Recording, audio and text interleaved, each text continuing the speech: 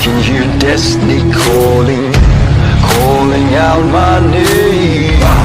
Failure and dreams both offering, but both offering change. Surrender offers rest, but I die for peace. Don't need your protection, don't need no shield. Now watch me bleed, now watch me bleed, now watch me bleed, now watch me bleed. The winds of life are blowing, it brings down like rain, but I will roar like thunder, and now it's storm like hail. Rise and fall, both reckoning, both offer change. But I need a bolt of lightning and embrace the pain. Embrace the pain. Embrace the pain. Now watch me feed. Now watch me feed. Now watch me feed. Now watch me feed.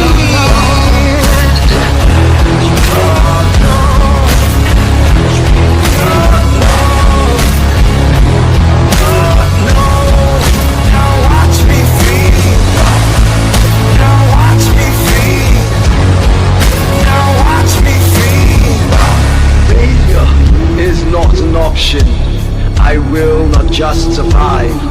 Freedom is near, I choose to thrive. I will live full force, never on my knees. I will smash the door if I can't find the keys. I will not back down, I will not yield. Just like William Wallace, I need no shield. I am different, I'm not the same. I am not the same. I am not the same. I am not the same. I'm different. I am not the same. I am not the same. I am not the same. I am not the same.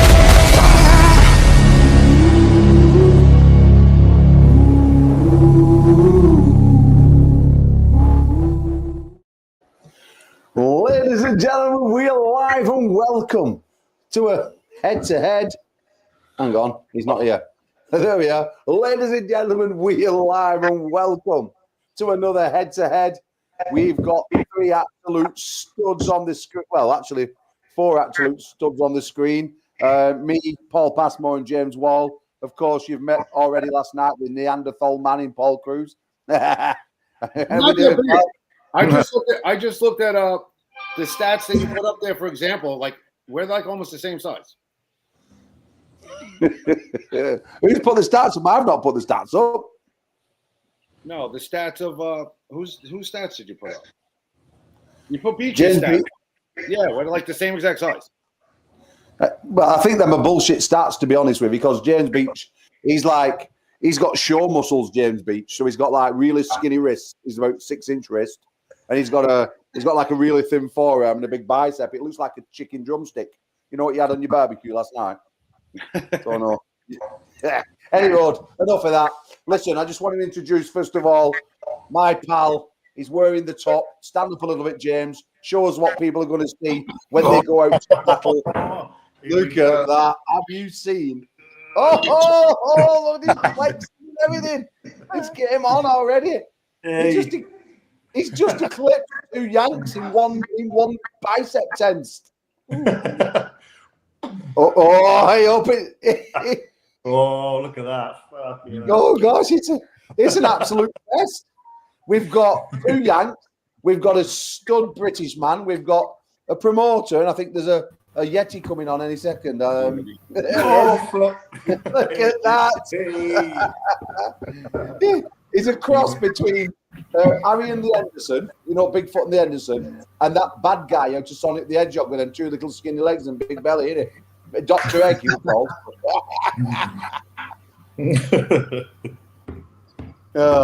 So we're just thingy, Paul. Listen, I'm going to start with you, Paul. Bogdan's not rolled into town yet. Whether or not he does, I don't know. Rumor has it he's got his He's got his running shoes on. He's scared to death of the giant American taking his title. Rumor has it he might not even get on the plane. You better get on a plane. I'm not doing this cut for nothing. Amen to that. How hard is the cut been, Paul? On a serious note, how hard is this cut been?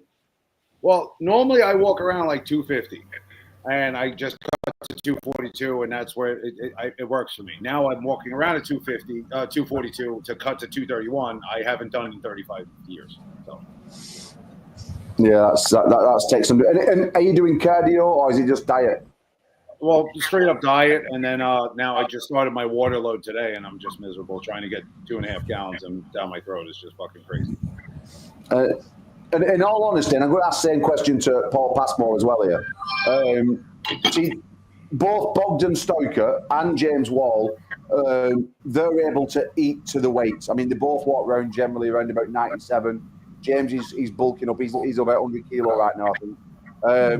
Walking around 97 kilos.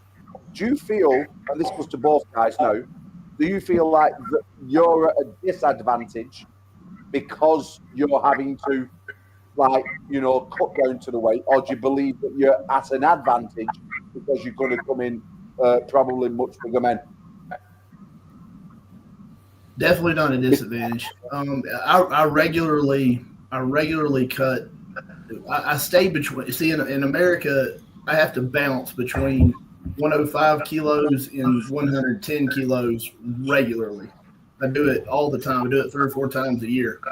So I stay kind of in the middle. If I know I've got a 110 kilo match coming up, I'll eat a little bit more and come in a little bit heavier. But I normally stay about 236 to 238 as my wake up weight every morning.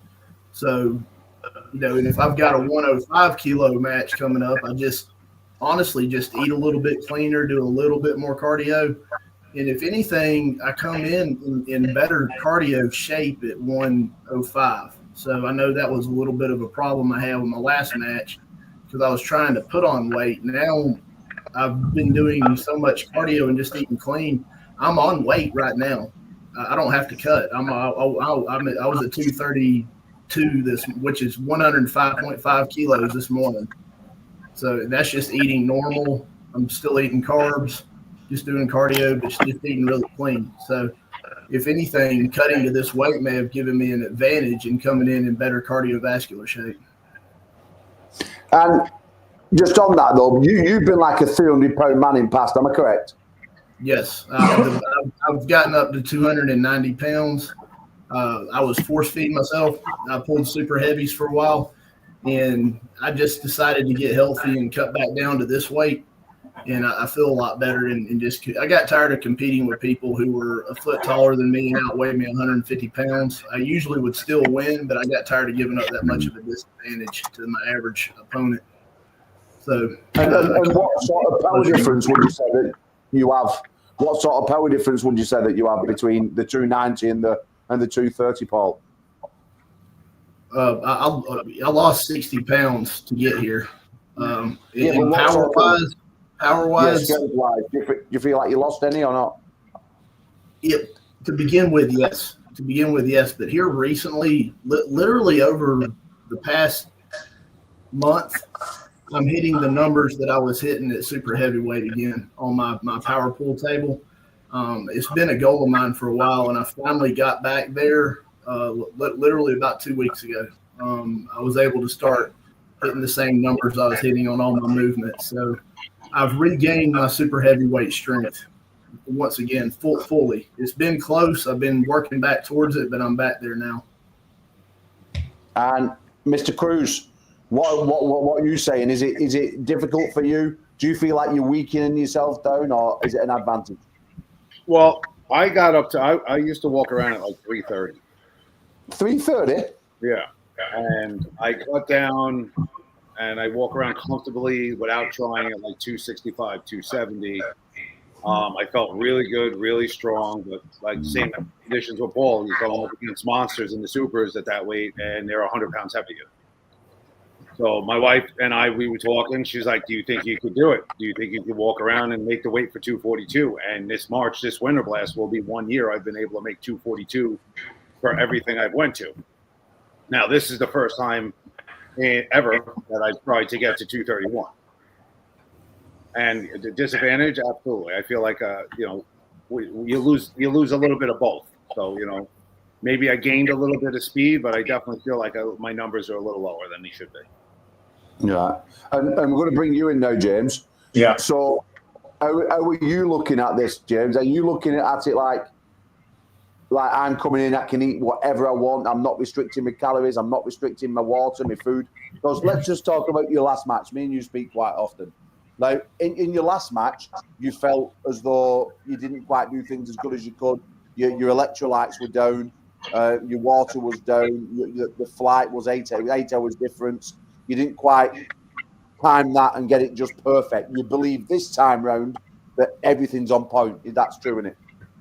Yeah, with the last match, there was no real preparation going into the match at all, really. It was just about healing up quite quickly and just feeling fairly fresh. And without making too many excuses, it was just simply a bad day at the office, I really didn't feel good at all, and I didn't feel good, obviously, just the whole weekend. Yeah, it could have been the time difference, but it's certainly something to learn for next time if I go to a country where the time difference is that much. With New York, it wasn't so bad because I think it's only about 5 hours. So when I pulled Craig Tullier, I felt great, to be honest. I don't know, but I did really prep for Craig. That's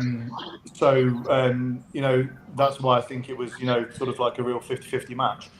Yeah, last match, bad day at the office, not well prepped. Didn't feel good, and these things happen. Well, yeah, but at this time now, though, you're eating into this match, aren't you? You're eating into this match. Yeah, you look physically different. I mean, we was at a tournament other week and left-handed. I know we all have fun about claiming this win over you in America, which we know bullshit. But on a serious note, you went over to the Triple Crown, what we had, and you won the overalls left-handed. You won your class, you won overalls. You completely mopped up. I've never seen you as fast, as strong, and as precise with your hits in all my life, which was the complete opposite to what we saw at the last event when you went over to Arizona.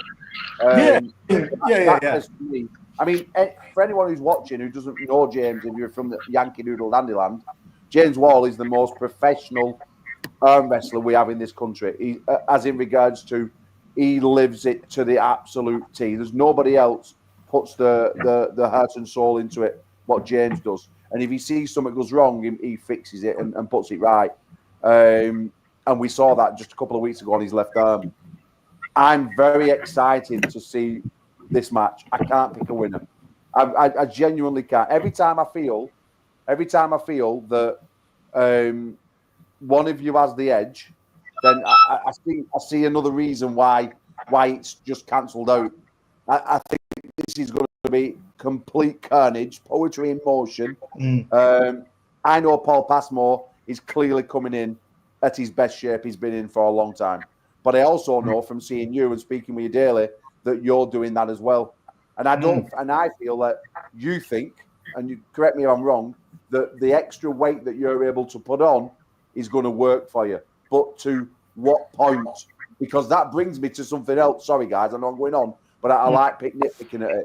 When you pulled Tom Holland, James, a few years ago, you were just bursting onto the scene, you were walking standard round about 94. You bulked up for that match, didn't you? You bulked up to, or you weighed in at 100, and you blew up a lot more.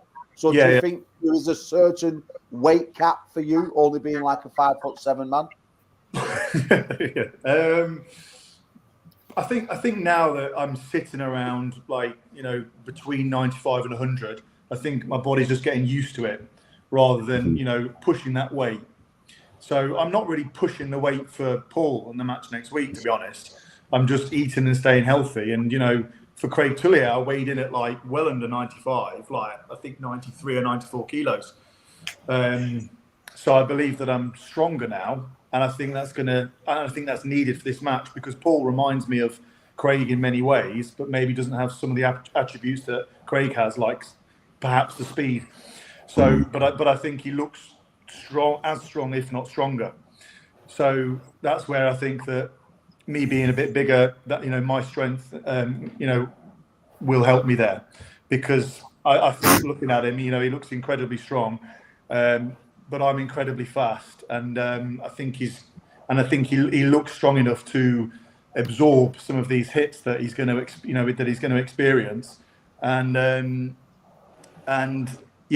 think he'll absorb some of them, and I think then it's going to be an all-out war. I know that you're being a nice guy, James Wall, because let me tell you, Mr. Passmore, James Wall is an absolute arsehole. No. Just on the table, I just let it all out, Paul. You know what it's like. I let it all out. He's a vicious, I get emotional. nasty, mean man. Yeah, you are. I honestly, just like James Beach, I wish these guys had actually come out with what they really mean.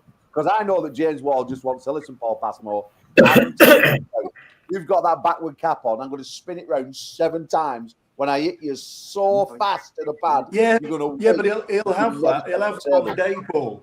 But that's what the day's all about. This is the build-up, And when it comes to the day, when we walk out and face, we're 6 inches from each other, that's when it's all going to be unleashed. Oh, I can't wait! I'm so excited. Honestly, I'm like a kid in a candy shop. Like I'm watching more arm wrestling this last few days than I've watched for absolute years. Like I went into a back room before we started the show tonight, and I'm doing some back pressure. I'm actually doing some training again because I feel inspired and I don't want to miss out what's going on. I'm sort of hoping that there's an actual pull out so I can jump in and have an arm wrestle. I really am. Like like James sent me a link of when you pulled in the Challenger Series, Mr. Passmore. I call you Passmore because I don't want to call you by your last name straight. And I couldn't believe how impressed I was, how strong your side pressure were, and your hand and wrist, and how long your fingers are. Lift your hand up, Paul, please.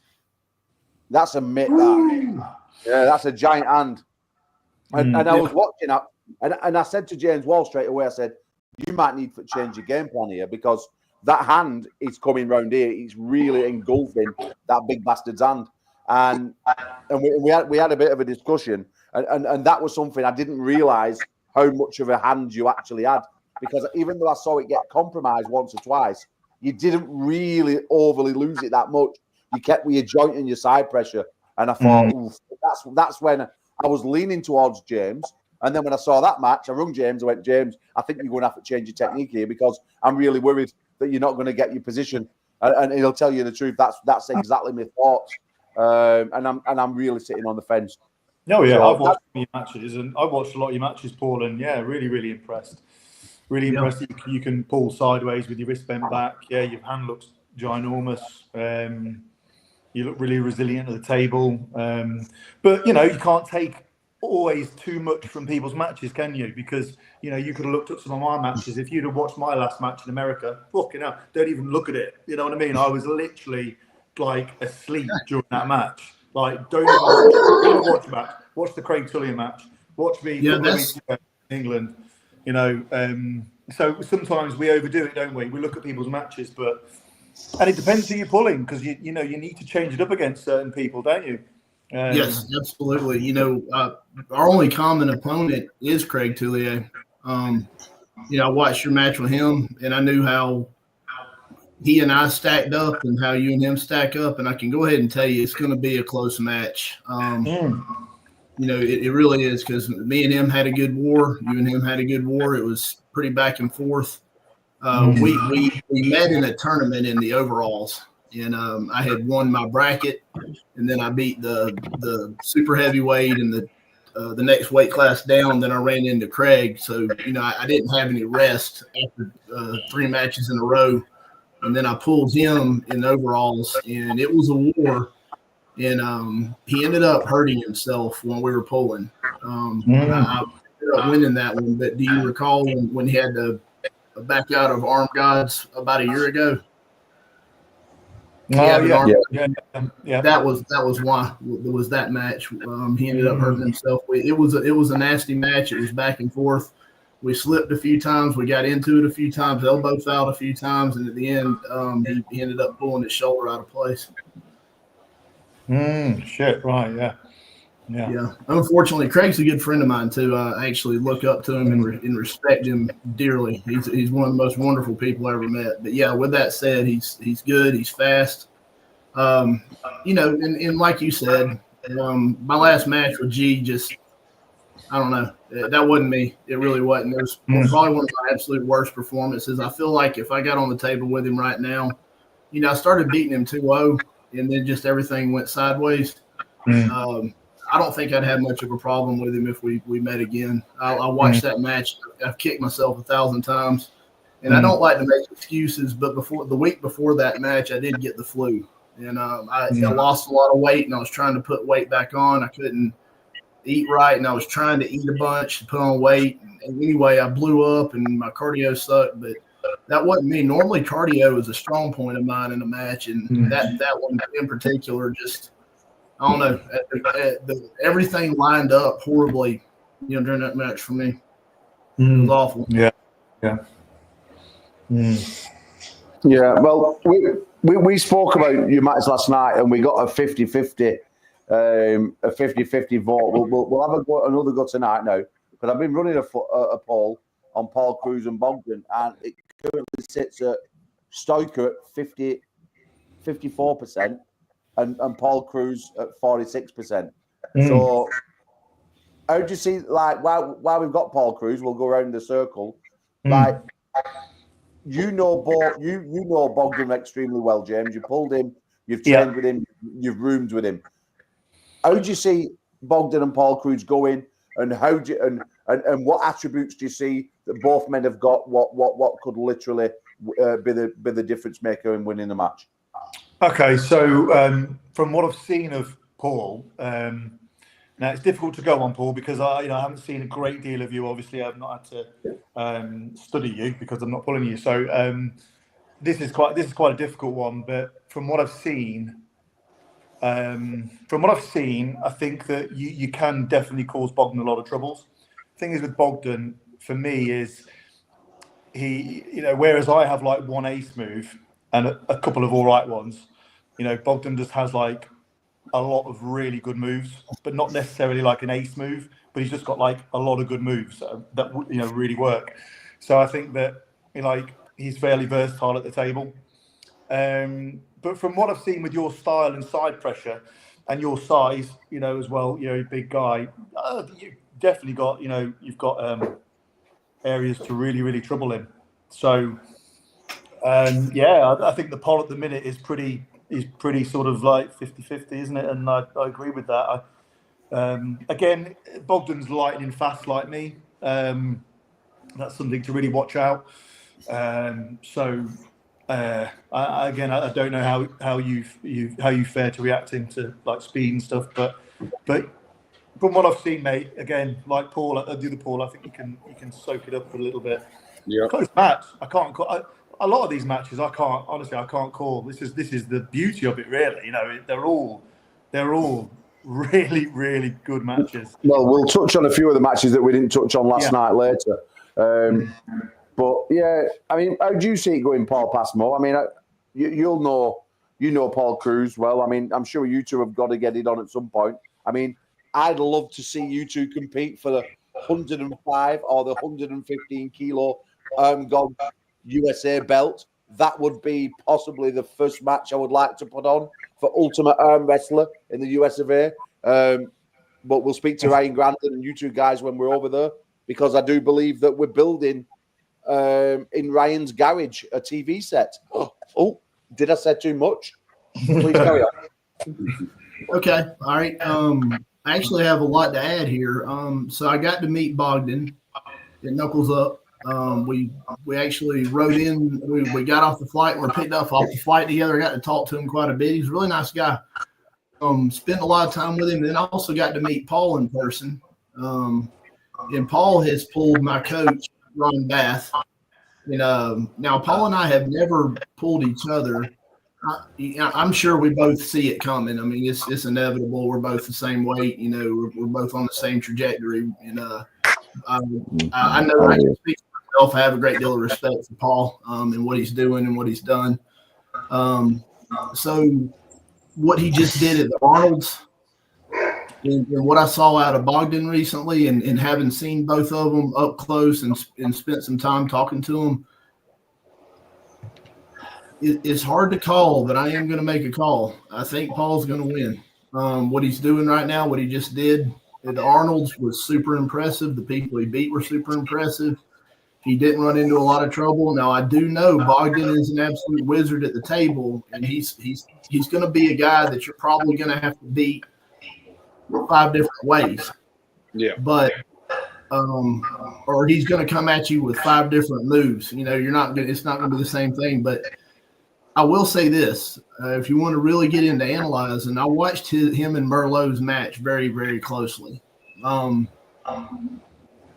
He did the same move against Merlot every time, whether it worked or it didn't work. He wasn't making adjustments. When that move worked, it worked well. When it didn't work, it didn't work well. And if he approaches Paul like that and it doesn't work, I'm afraid he's going to be in trouble. What I've seen out of Paul, he's progressing at a great level, and what he just did at the Arnold's is super impressive. I think it's going to be very competitive. I don't think it's going to be a clean sweep, but I do believe Paul's going to end up taking that one just for what I've seen out of both of them very, very recently, where they're both at right at this moment. You know, who knows what happens 6 months from now, but what I've seen, you know, within the last month and a half out of both of them, and then seeing both of them up close, their frame, my money would be on Paul, you know, probably a good 5-3. 3-2 match. Well, it's going to be that match is like best of 7, so it's first of 4. Yeah. With it being a world title match. What really interests me in the match is I can see again lanes where both men can win. Paul, for me, is more one-dimensional puller. Now, don't take that the wrong way. I've watched maybe 30 videos of him smiling away on YouTube now, at least. But I feel with Paul, because he's so big, he's almost like a Dave Chaffee, Dave Chaffee. He's just that crushing sideways, that big hand, that sweeping wrist, and I feel like as long as he's going sideways, he's an absolute nightmare. But I did see areas where Paul overran his own arm and give away his hand and wrist. Now, I do believe that Bogdan is smart enough to possibly exploit it. Whether he's strong enough to be able to exploit that, I really don't know. And that's the thing, because he's good at a few things, but he excels at none, in my opinion. He's just an amazing all-rounder, but he doesn't have that one-killer weapon like James Wall has, etc. So, for me, I probably put Paul as favourite. I think Paul is that bigger man. As Bogdan even recovered from his Merlot match, because it was absolutely brutal. You know, he straight away he said, "Oh, I don't want to go to referee's grips." He's struggling with referee's grips. You know, is he going to struggle with that? Is Paul going to swamp his hand? I mean, Paul's hands are like fucking catcher's mitts. So I just feel like it all depends. If Paul overruns his arm and Bogdan can get into his hand and wrist, I think Paul could be in trouble. I don't think Bogdan beats him inside, and I don't think Bogdan presses him, because I feel like Paul has too much side pressure for Bogdan to throw that shoulder in and land on his and turn Paul's bicep up. If he did manage that, then he has an opportunity, of course, because he's mega strong there, Bogdan. But I just feel like with the Yanks, and one thing I've always been impressed with Yanks is that the majority of you all have great side pressure.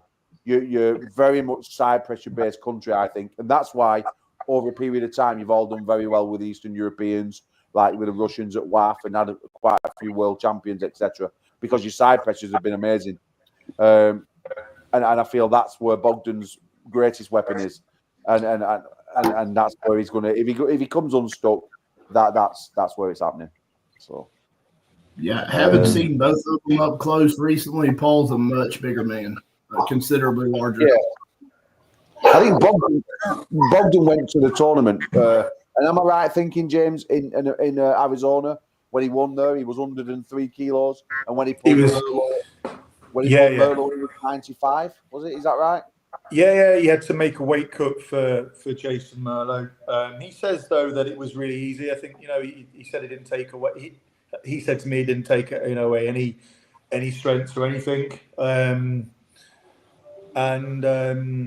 Yeah.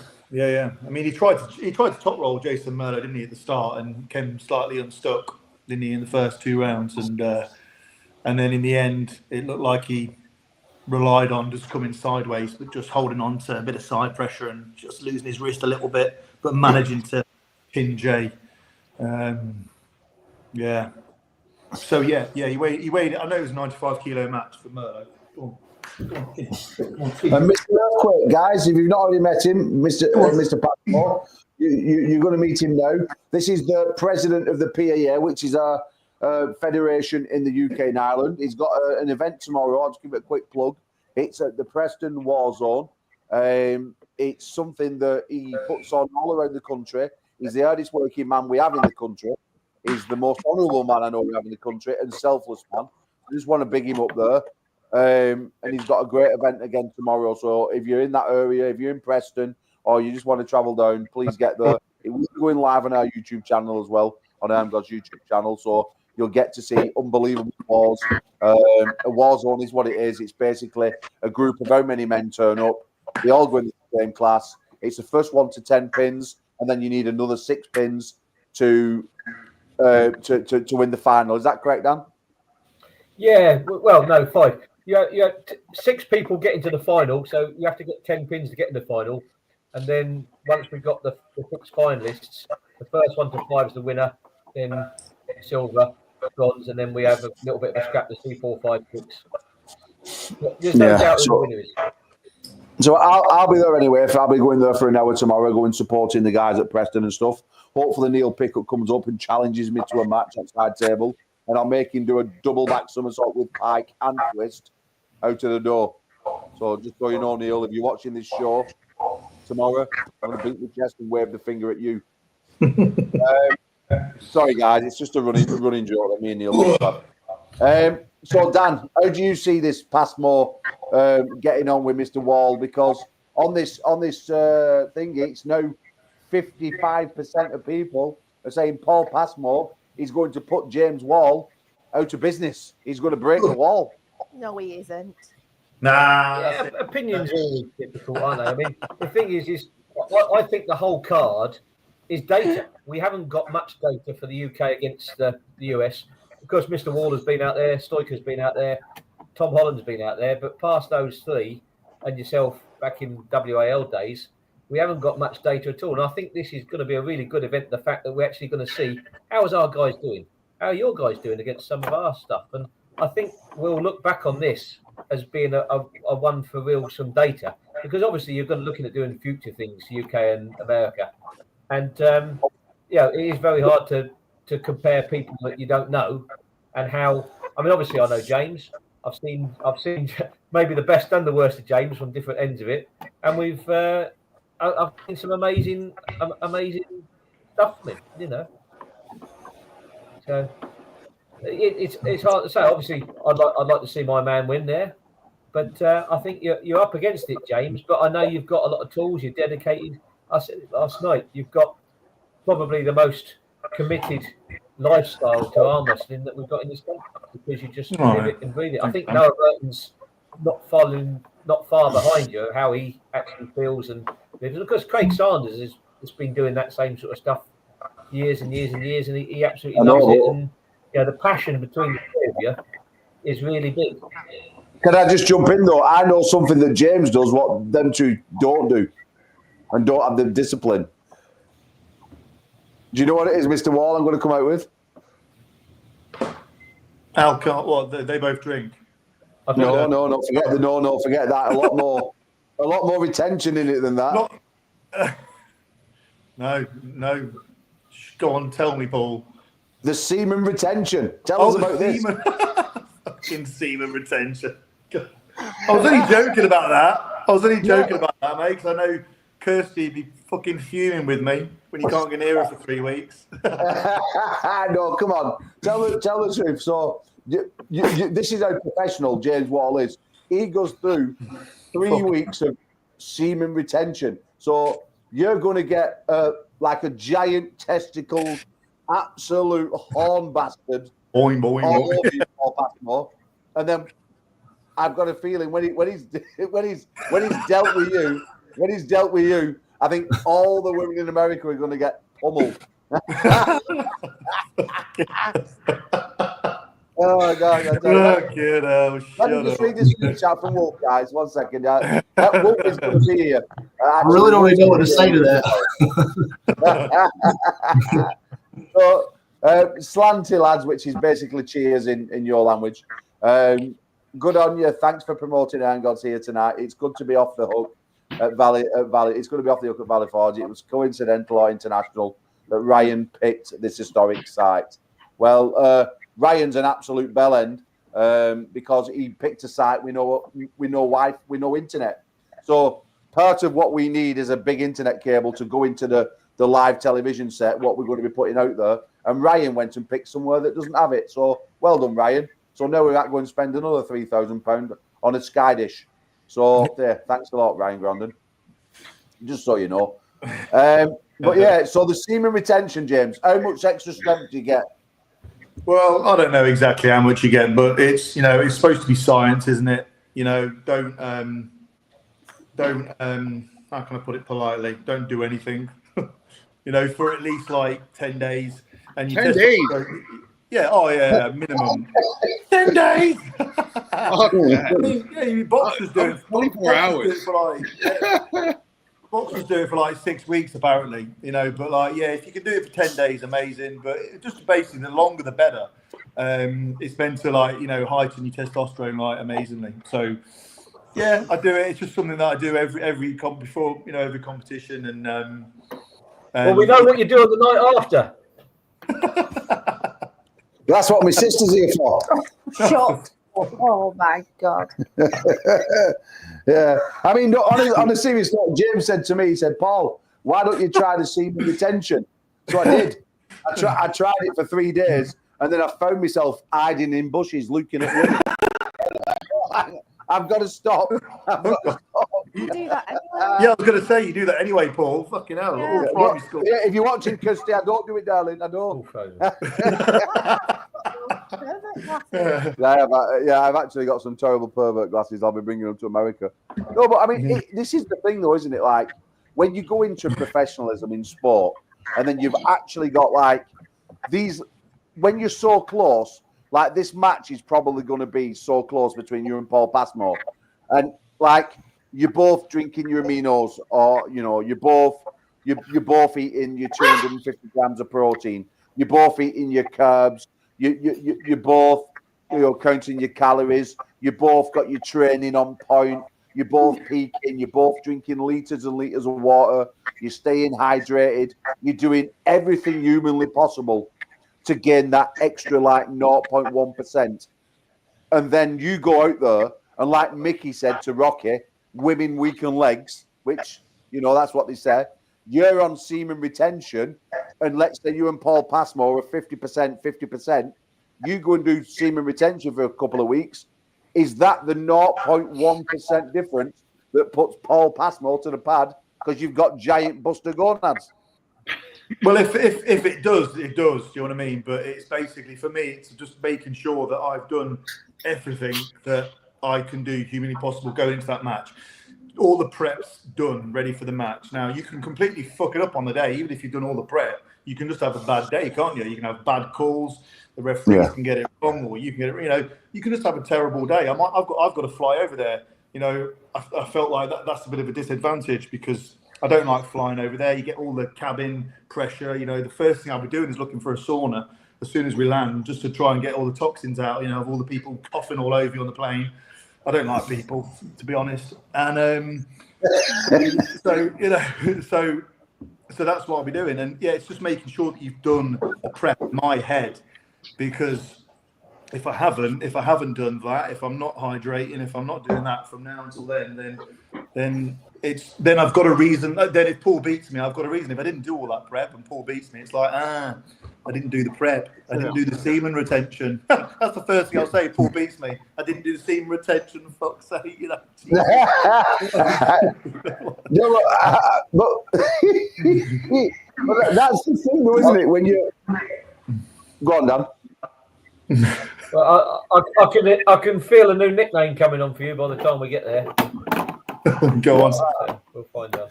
We'll find one. No, I will say this. I normally do that 3 or 4 days before a competition, but I don't do 10 days. But when I used to fight, I would do the same thing about 3 or 4 days out. But I wouldn't. It wouldn't be no 10 to 2 weeks or anything like that. At most a week out. Yeah, exactly. Yeah, I'd do 10 days really. That's like as a bare minimum. Any more, whatever. But like, if I did less than 10 days, or if I did less than a week, then I'd certainly just get in the head a little bit. You know, I just want to make sure, you know, that it's that I've done all the prep. Yeah.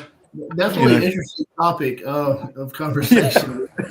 Well, that's but cool. yeah, I will say this: it makes me get mean as hell after about 3 or 4 days. I don't even like myself. So yeah, I mean that's one reason I'm a lot meaner. So well, like Paul Cruz said, you know, after 24 hours, you know, he's saying he struggles with that. Yeah, I do as well. But you know, it sort of gets bit easier with time. It's like the first 2 days are kind of like the worst, you know. Then the 3 days, but it is in your head. It completely does that. But I think after certainly what I feel after about 7 days, it's more you forget about it because you've got a really big thing coming up like this match. So you don't really think about that because it will be all on the match with you.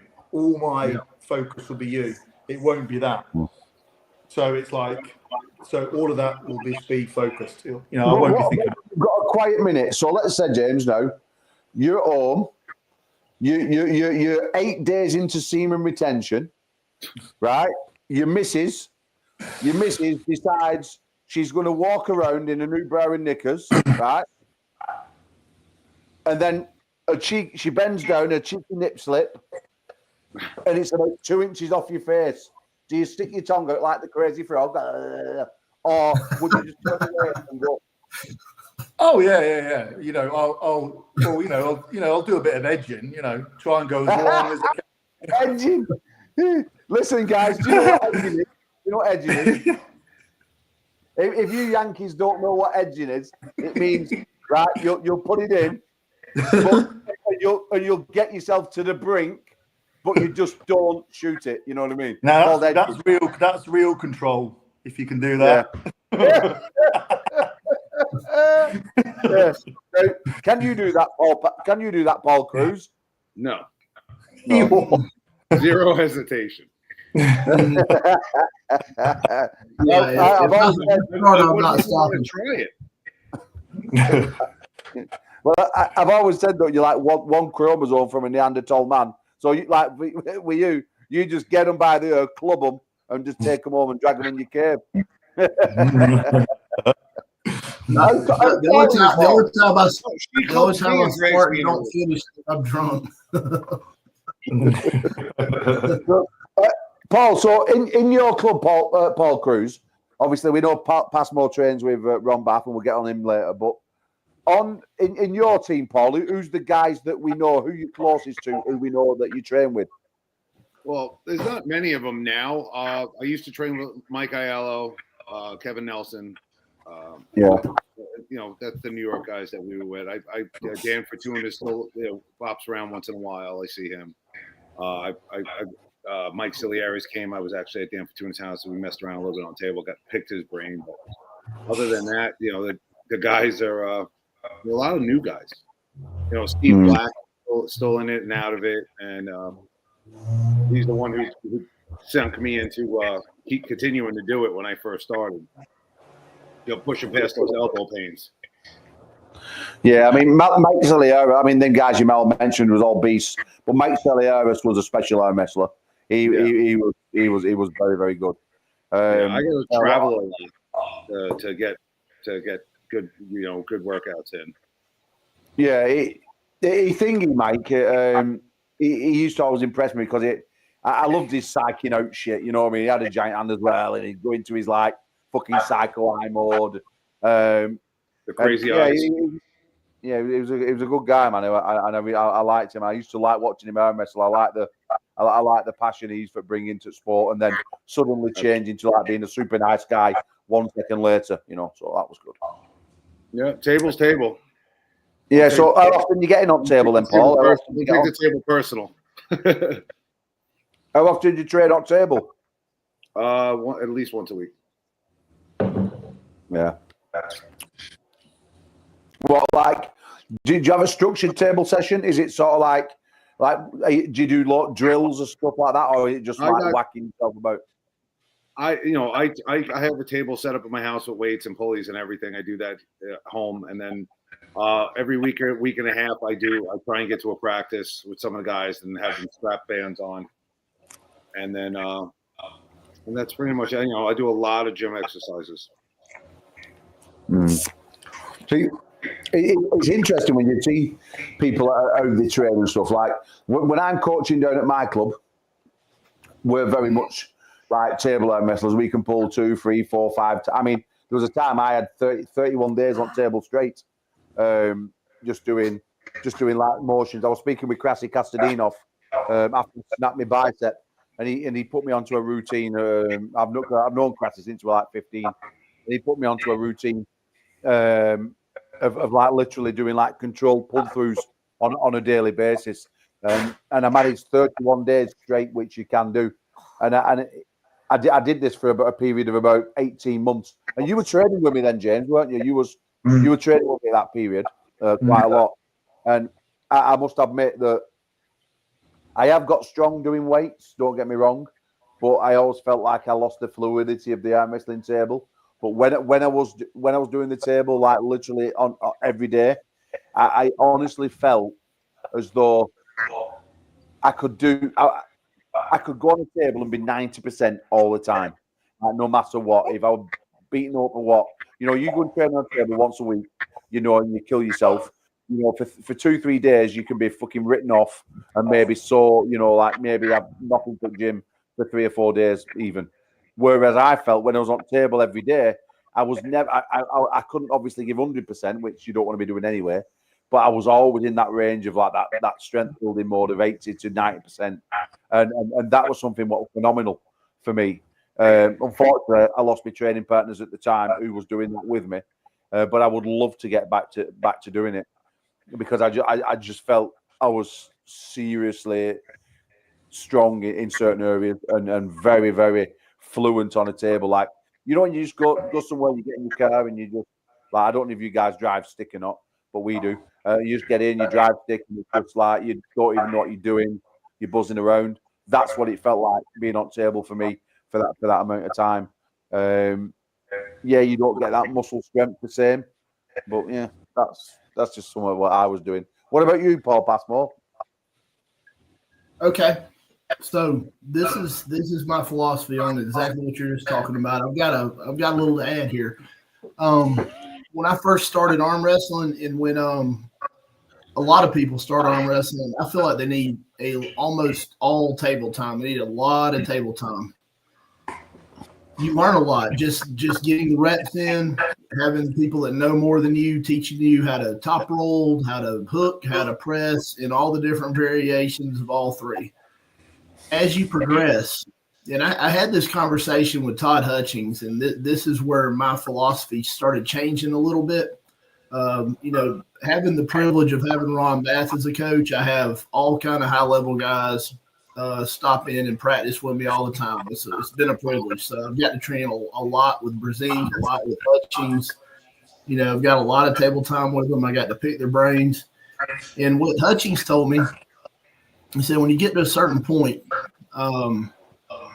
when you get a lot of table time and during your practice, you tend to hurt yourself a little bit. I wouldn't say injure, but you tend to aggravate things in practice.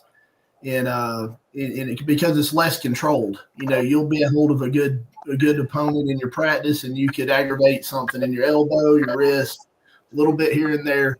And he said his main objective at this point in his career, and his advice to me at this point for me also would be to focus on this, was coming in as healthy as possible.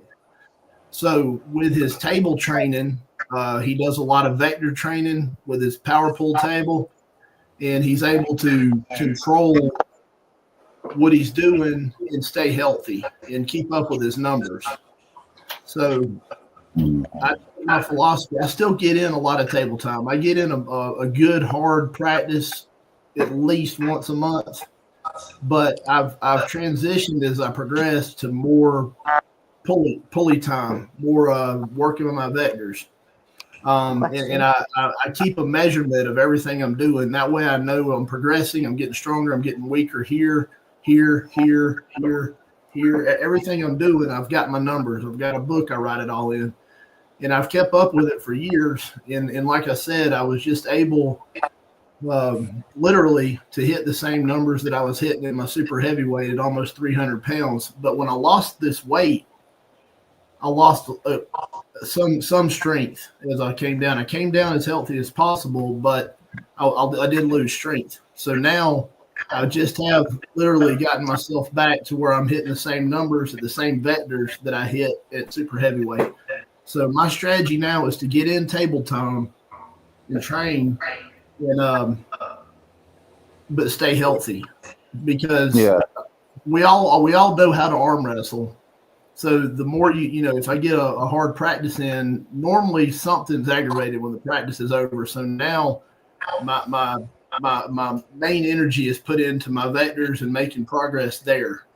So table time is always important. You definitely need to get it, because if you don't, you're going to get rusty and feel awkward on the table. But also, if you want to keep up with your numbers and stay healthy, at this point, I believe staying healthy is the number one thing. The healthiest, the more fit and healthy and nothing's hurt when I come into a match, I feel like the better I perform. So my philosophy now is to do a little bit more gym time and less actual practice time. That's where I'm coming from now at this point in my journey. Yeah. See, I'm at the complete opposite spectrum of that. I'm all about table time, but I don't do it as though like that. We in my club, we don't pull each other and just arm wrestling and whacking each other around and playing really big ball games to pad. What we drill everything. So, like, I played rugby as a kid. I did forever drills. When I went and did a bit of wrestling, it was always drilling. I did a bit of boxing. It was always drilling. You did your drills. You did everything beforehand, and then you did your sparring at the end. If you were lucky, or your light spars or whatever you did. So I brought that philosophy into my training, into my arm wrestling. So when you come here, like, and you do your training, let's say for instance you have you'll do your 5 sets of 5 back pressure example, whatever. Yeah, we do very similar, but we do it just by using an arm. The only difference is you can't measure the numbers. You've just got to have trust in the process, and that suits not just me. Obviously, it suits members of my team also. And what I believe that you get from that is that if I go against a man who's lifting weights, generally he's probably that little bit more muscle strength. But when you live on an arm wrestling table, what you have over the other person on a general rule is the knowledge. Is the knowledge over them to be able to pull in different styles, different areas to counter a certain movement. So if you're setting up here, if I don't know how to combat that, then you're just going to beat me every single time because you're stronger than me. But then if I can understand what you're doing, combat you, move you over into this position, if you don't have that knowledge, it doesn't matter what sort of strength that you have, because I'm going to eliminate the position that you're trying to get. Do you understand? And I believe that what comes along with that, the byproduct of that is unbelievable stamina, where you get the stamina on the table, like when you're a kid and you're wrestling all day long. If you've got a kid who's 7 years old and he's grappled from 7 to 27, and then you get another guy who's come in at 21 and he's grappled just for 6 years, that kid at 7 years old has built something that man at 21 could never build. And I sort of believe that philosophy in the arm wrestling as well. I know that, like you, James Wall, you literally are on the table every day, not necessarily pulling, but you're doing the figure of eights, you're doing the bands, you're constantly living on that table right now, aren't you? Yeah, and I've often asked myself, like, because I've just hit my 10 years, so it's like my 10-year anniversary, and I've often thought, if I'd started again, if I had to do it all over again, I'd do it completely differently, and I'd structure my training differently. But I honestly think that you have to go through lots of things as like a non-arm wrestler to really understand the sport. And one thing that I find amazing is now is like I keep my training really, really simple. So like a judo belt is the most used probably item in my gym. But what I find amazing is like the most simple exercises, say like a wrist curl, just a simple wrist curl, whether you put it over your knee, whether you stand up and do it, whether you do it over here, whether you do it off a pulley. Like when I did that, say like 9 years ago, I still do that same wrist curl that I do now, but it feels different. It's like I think as an arm wrestler, you get to know your body. And I think that's the importance of just like time in arm wrestling and understand the training. Just doing a basic wrist curl. If I try and teach a move in arm wrestling to say someone really new, they'll do it, they'll do the move, they're doing it, it's like, yeah, that's great. But what they won't have, what they won't know is like what it feels like, the connection. And that I don't think you can teach. You can just something you just have to go through until you know your own body. And I find it amazing. Like I was in the gym the other day and I was thinking, oh my God, I was doing these like 9-10 years ago, just fiddling around, blah blah. But it's just little things like the way you stand, the way you connect, and you hold more static. You just start to know your own body, so you can learn off everyone. But I think that, and I love hearing everyone's stories. Everyone's different. Paul, Passmore's is really different to Paul's. Well, Paul's a really fluid arm wrestler, a technical top roller. Passmore, your side pressure, your training is going to be different. And I train with about 10 lads that are all. There's a couple of pros, but they're lightweight. So I get quite good training because I could arm wrestle them all day, every day, and I could not even eat the next day. No disrespect to them, but I could just train and train and train. Now that's great for rehab because it's just like blood flow. I'm constantly in my arm, I'm working moves, and it's just great just to keep everything like moving. But I have to. But what I don't have, what Paul has, like, because Paul has an amazing team of like really, really high-end arm wrestlers in the UK.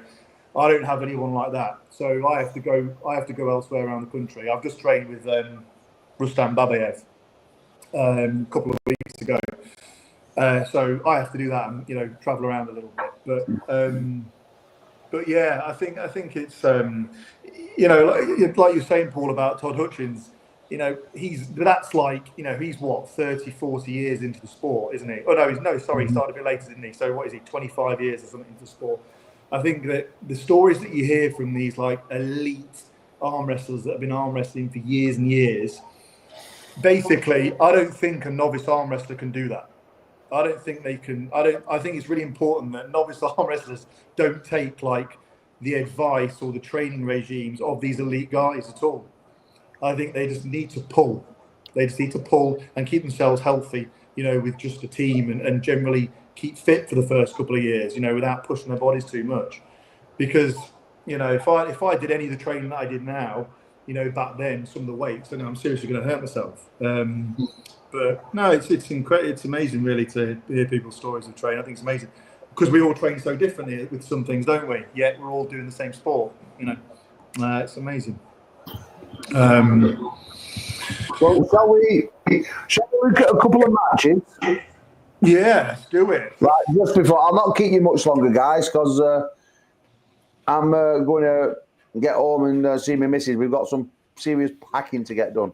And then obviously I'm at that event hopefully tomorrow. Don't forget your edging. Yeah, I won't be edging. Don't you worry about that. Yeah, but you might get a match, mate. But listen, I'm not even in someone pulls out, you might get a match. So just edging only until there's no edging going on. Listen, I'll be honest with you. I'm you can still I'm sort at that point in my career where if it means going all in and don't win in a match, I'm all right with that nowadays. Come on, I'm getting on in age. You know Is what I mean? that your excuse? What do you mean? No, listen, I can't help it. I've got a dick that looks like Quasimodo. Well, He's seen more action. My dick's seen more action than Chuck Norris But end of the I'm day, not being funny. When I used Bathurst as a little boy, it weren't an impressive specimen then. no, because I was a little boy. But no, I'm a man, and no, it's halfway down my leg. I know. I still think you're a man child. Yeah, dear. Yeah, well, we'll see when James Wall gets to grips with you. I'll give you permission, James. We'll finish off your semen retention. You know. I'll give you permission. Right, listen. Listen, the one I'm most interested in, and I really, really want us to discuss it, because we're going, James, and we can't decide. You think Merlot, I think Bradford. We can both both build cases. It's this one, and I can't make my mind up. It's actually tormenting the life out of me. I don't expect the Americans to know too much about Bradford, apart from he's been British champion multiple times at right and left arm. He took out John Terrian at the last ARMGODS event. Sorry, the time before then. He beat Tim Talmadge quite easily in March, and Tim Talmadge is obviously a very strong man. So yeah, James, come on. Let's. Who wins it and why? Oh God.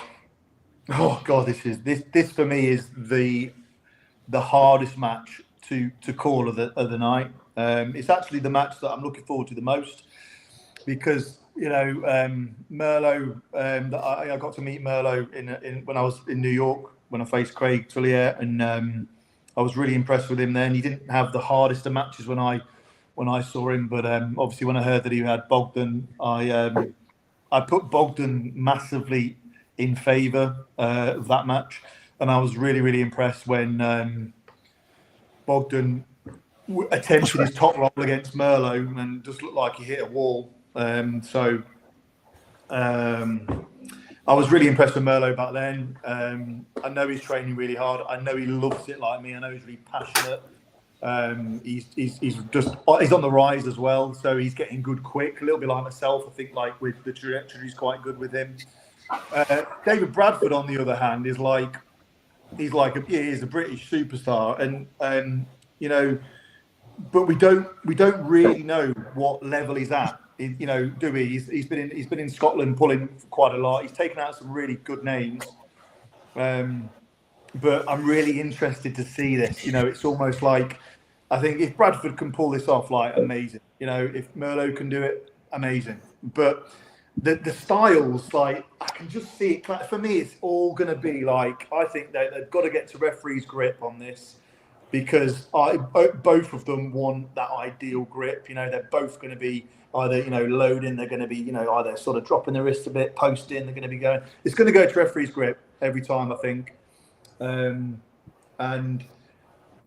whoever gets that, like, fucking millimeter of knuckle, I think that's what it'll tell us. I think, if anything, from what I've seen, I think Merlot's side pressure might be a little bit more than David's, but I know that Dave's been massively training his side pressure. I can't call it. Let's go with Dave, because another thing with Dave is as well, like, he's really good at pulling it out of the bag in big competitions. He's really confident. His approach to tables are really good. Merlot's is as well, though. It's a tough one, man. I can't call it. Yeah, that one for me is the thing. So I'm going to get the Americans view on this match, because I really like Merlot. Obviously, I want David to win, but no matter what happens, I will be. I mean, depending what happens with you, James Wall, we spoke about possibility of you being back at 95 and pulling Merlot. It all depends what happens. I kill him. I believe. I would, honestly. I'm sorry. No, I'll kill him, mate. Well, best keep you 105.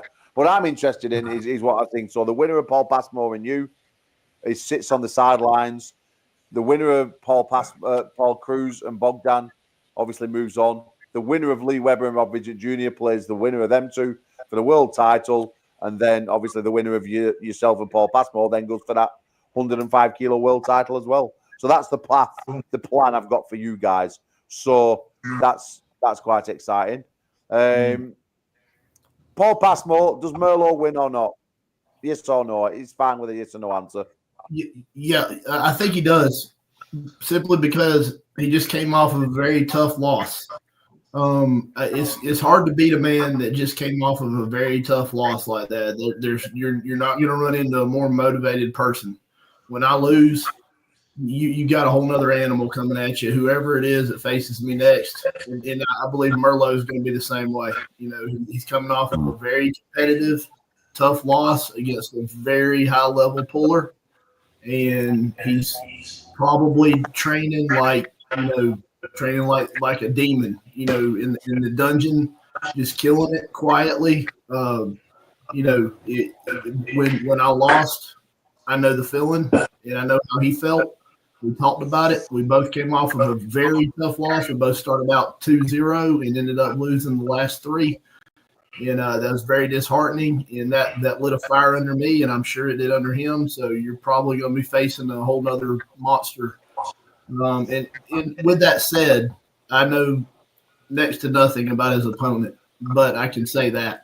You know, so if I had, from what little bit I do know about him coming off of a very tough loss against Bogdan, how does Bogdan stack up against, Merlot's opponent? How do they stack up? James?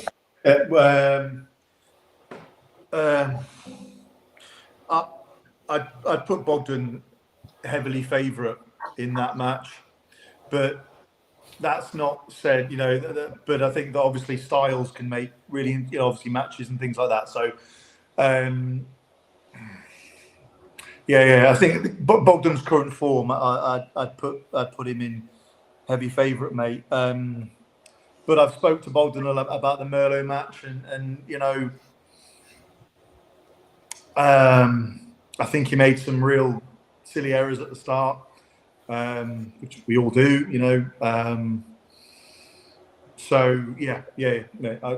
I'd say, like I was saying, Bradford hasn't been as active in England at the local competitions, but he has been really active in Scotland, and I am told he is mega strong. He looks it. He looks great at the minute.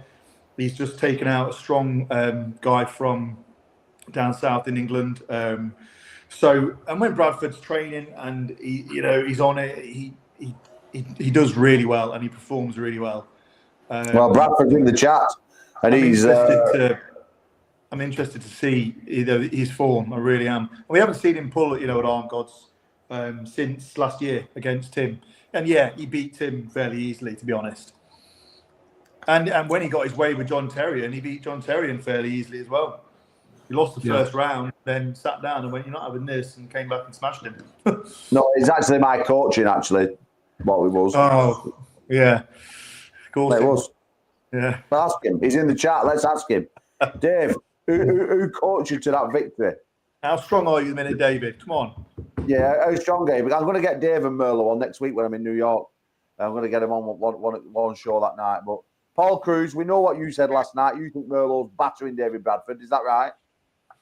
I'm sorry? You think Merlo's battering David Bradford? I think it's a good match, but I do think he's got it's pretty much he's got the fire right now, so it's gonna be good. I don't know. Every single one of these matches is going to be great. It's I think we have an equally matched lineup the whole card. Yeah, I agree. Let's have a look. Let's end the poll and look at the poll. Let's look at the results. And we currently have it in. Oh, you've come back, James. 56% to yourself. That's me. I've just been tapping me for the last 5 minutes. I'm going to end that poll. Oh my gosh. Well, guys, I think we're going to leave it there. We're going to say good night and God bless. So thank you for giving up an hour and 10 minutes of your time once again. Thank you, Mr. Cruz. Thank you, Paul Passmore, and of course the Brick Wall. It's been an absolute pleasure to have you on. There's going to be more shows. I think I've got Bob Brown and Josh Davis on tomorrow. Dave Bradford, if you're available, I'd like to get you on. And maybe if Mr. Merlot's about, we'll get him on as well. I fly away Sunday, so obviously there's going to nothing be happening then. I think Ryan has got his show tonight, US time, Ryan Grandin. He's going to be pulling on the promotion and stuff like that. So I'm going to say to you all, thank you so much for coming into the chat. I can't wait to see you all next week. It's going to be absolutely amazing. Good night. Good night. See you later. Night, Good night, guys. See you.